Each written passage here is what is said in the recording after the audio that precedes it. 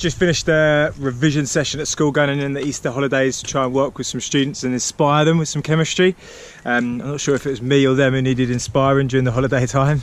Absolutely shattered after 4 hours, but doing a nice little muddy run back home. Go and relieve my dad from grandfather duties. As you can see, beautifully muddy trail as per usual along here. I'm looking forward to the summer months when I don't have to slosh my way through mud along these trails. Just wanted to take an opportunity to walk rather than run through the mud and talk a little bit about what inspired me to do a Guinness World Record.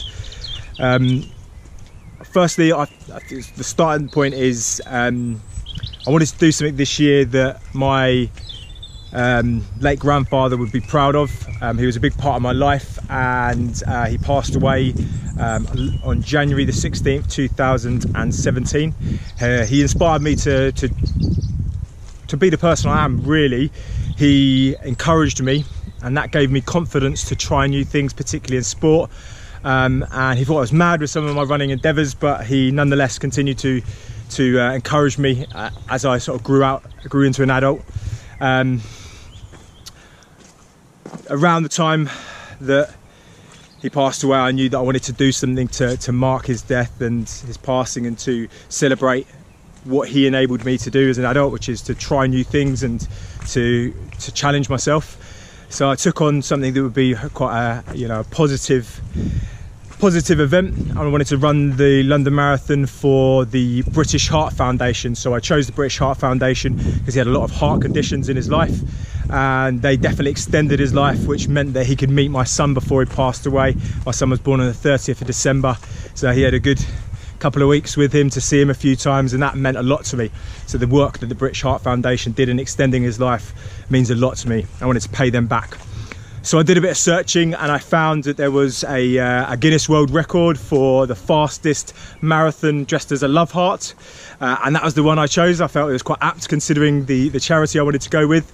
So I went with that and set my wife onto the task of doing the creative element of making the outfit, which she's done a brilliant job at, and then set about my training. Training's been tough towards the end. I've had some dips with lots of stuff going on. Just come back from a few days away in Wales where I refound my motivation, got back to it, and been really happy to fit in 3 quality days, an interval session, a long endurance run, and then a nice recovery run, all in beautiful surroundings. Now back to my usual trails, which aren't so bad. Not so bad. The farmlands around the borough of Sutton, would you believe it, is a beautiful route into school. So this is my commute into work. I'll have a think about some other things that I'd like to share about my training, but I'd like you to join me for the remainder of my little training run home. This is what I do to try and pack in the miles: 4 miles on the way in, 4 miles on the way home. Try and do that 4 days a week, just to up the mileage and chuck in a few intervals and other bits to add a bit of variety. See you soon.